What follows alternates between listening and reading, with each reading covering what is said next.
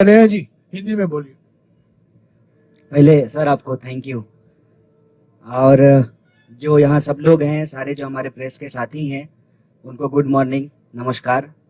I have learn one Telugu word like अंदर के नमस्कार। सो अंदर की नहीं, अंदर की नमस्कार। अंदर की नमस्कार। मैं सबसे पहले आपका स्वागत करता हूँ और हिंदी में बोलूँगा, इसके लिए आपसे माफ़ी चाहता हूँ। आपकी भाषा तेलुगु है, लेकिन मुझे तेलुगु आती नहीं है। आती तो जरूर तेलुगु में बात करता, क्योंकि हमारी नज़र में, भारत जोड़ो यात्रा की नज़र में, सारी भाषाएं एक समान है। सब भाषा, सारे लोगों की मातृभाषा जो है, उसको हम बराबर का रेस्पेक्ट करते हैं। दूसरा, आप सब लोग लगातार जो है कवर कर रहे हैं भारत जोड़ो यात्रा को। एक सवाल लोग बार बार पूछ रहे हैं कि क्या जोड़ने के लिए निकले हैं। हमारे पास फेविकॉल नहीं है, और जो है हम फेविक्विक भी लेकर के नहीं चल रहे हैं। भारत जोड़ो यात्रा का जो मैसेजिंग है, उसमें सबसे पहले ये सवाल खुद से पूछना पड़ेगा कि आपको, आपकी कोई ऐसी चीज है जो टूटी है। ये सवाल जब आप खुद से पूछेंगे तो इसका जवाब आपको मिलना शुरू हो जाएगा कि भारत जोड़ो यात्रा में हम क्या जोड़ने के लिए निकले हैं। मेरे ख्याल से कोई भी नौजवान इस देश का जिसके पास सारी डिग्रियां हैं, वो इंजीनियरिंग किया है, एमबीए किया है, पीएचडी किया है, तमाम टेक्निकल एजुकेशन लेने के बावजूद जब वो अपना सीवी लेकर के जाता है और नौकरी नहीं मिलती है, तब उम्मीदें टूटती हैं उस नौजवान की, उस नौजवान के गर्लफ्रेंड की या बॉयफ्रेंड की, उसके माँ बाप की, उसके दोस्तों की। और ये जो उम्मीदें टूट रही है ना, बेरोजगारी के चलते, उस उम्मीद को जोड़ने के लिए हम निकले हैं। जब आपको ये खबर आती है या आप कोई वीडियो देखते हैं कि किसी इंसान को उसके पहचान के चलते, चाहे तिलक देखकर या टोपी देखकर, उसके साथ मारपीट की जा रही है, उसकी टांगें तोड़ दी गई है, तब आपका दिल टूटता है। उस टूटे हुए दिल को जोड़ने के लिए निकले हैं। इसमें हमको कोई कंफ्यूजन नहीं है। सरदार वल्लभ भाई पटेल कांग्रेस पार्टी के नेता थे, कांग्रेस पार्टी के प्रभावशाली नेता थे। उन्होंने इस देश को और कांग्रेस पार्टी ने ज्योग्राफिकली भारत को जोड़ दिया है, और जब भी उसको तोड़ने की कोशिश की जाती है तो कांग्रेस पार्टी के नेता मजबूती से उसको निपटते हैं। कल हम लोग इंदिरा जी को याद करेंगे, चाहे जान गंवानी पड़ जाए, जमीन जो देश से जुड़ा हुआ है, कांग्रेस पार्टी को रहते हुए उसको कोई नहीं तोड़ सकता है। लेकिन जो ज्योग्राफिकली हमारा देश इकट्ठा है, वो इमोशनली भी इकट्ठा रहे। इमोशनली इकट्ठा होने का मतलब है कि हमारे पहचान के आधार पे, हमारे विचार के आधार पे, हमारी जिंदगी जीने के तौर तरीके के आधार पर, हमारी इकोनॉमिक कंडीशन के आधार पर, हमारी भाषा बोली के आधार पर कोई हमको बांट ना सके। और हम ये देखते हैं कि भारत में आज की तारीख में गरीब लगातार गरीब हो रहा है, और गरीबों की संपत्ति लूट करके दो चार लोगों को मजबूत बनाया जा रहा है।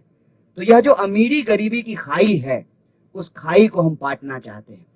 जिस तरीके से आज small scale, medium scale industries बर्बाद हो रहे हैं, नौजवानों को नौकरियां नहीं मिल रही हैं, लाखों पोस्ट जो है वो सरकारी क्षेत्रों में खाली पड़े हुए हैं, वैकेंसीज हैं, उस उम्मीद को हम जोड़ना चाहते हैं। देश के अंदर हम देख रहे हैं कि लगातार राजनीतिक कल्चर ऐसा बनता जा रहा है कि अपने विरोधियों को चुप कराया जाता है। और यह सवाल बार बार लोग पूछते थे, विपक्ष कहाँ है? जो लोग देखना चाहते हैं, आंख में सूरमा लगा करके देख लें, विपक्ष सड़कों पे खड़ा है। कांग्रेस पार्टी पहले भी लड़ रही थी, लेकिन हमारा मैसेज नहीं पहुंच रहा था लोगों तक।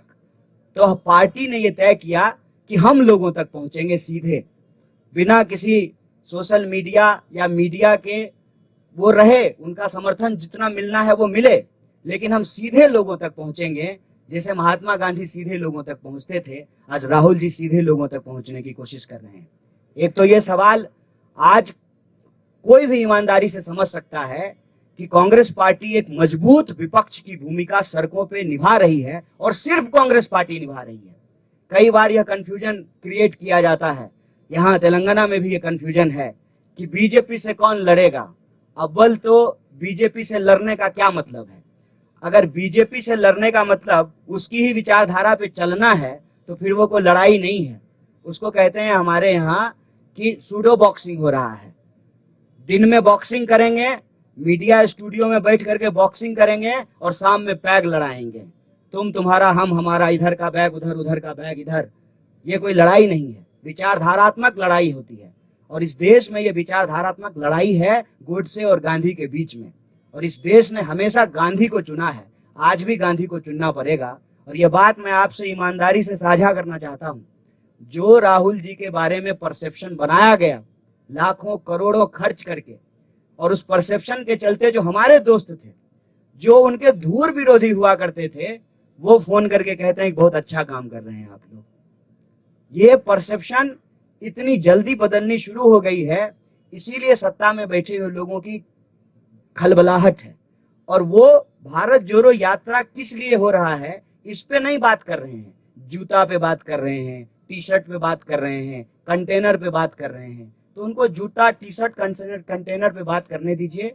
हम आपसे ये कहना चाहते हैं कि जब आज हमारी भारत यात्रा पांचवें राज्य में पहुंची है, 1300 से ज्यादा किलोमीटर जब हम चल चुके हैं, हजारों लाखों करोड़ों आंखों और चेहरों को जब हम पढ़ रहे हैं, तो एक बात हम आपको कह सकते हैं विश्वास के साथ, उदयपुर राजस्थान में जब कांग्रेस पार्टी के नेताओं ने, जिसको हम कहते हैं उदयपुर डिक्लेरेशन, ये निर्णय लिया कि हम भारत जोड़ो यात्रा करेंगे, तब वो निर्णय कांग्रेस पार्टी के नेताओं का निर्णय था। जब यात्रा की तैयारी होने लगी तब वो कांग्रेस पार्टी के कार्यकर्ताओं की यात्रा थी। आज जब हम पांचवें राज्य में आपके सामने बैठ करके बोल रहे हैं, आत्मविश्वास से बात कहते हैं कि ये यात्रा कांग्रेस पार्टी के नेताओं, कार्यकर्ताओं से आगे बढ़ करके आज के डेट में ये यात्रा देश की यात्रा बन चुकी है, देश के लोगों की यात्रा बन चुकी है, उनके उम्मीदों की यात्रा बन चुकी है। और इस यात्रा का उद्देश्य राजनीतिक, सामाजिक, सांस्कृतिक, आर्थिक तमाम उद्देश्य इसमें एक साथ निहित है कि यह देश जिस तरह से जमीन से जुड़ा हुआ है, जमीन से भी हमारा देश इकट्ठा रहे, इस यात्रा का उद्देश्य है। आप सब लोग आए, हमको सुने, हमारे जो है नेताओं को आप सुन रहे हैं, उनको कवर कर रहे हैं। इसके लिए एक बार फिर से प्रेस के सभी साथियों को बहुत बहुत धन्यवाद, बहुत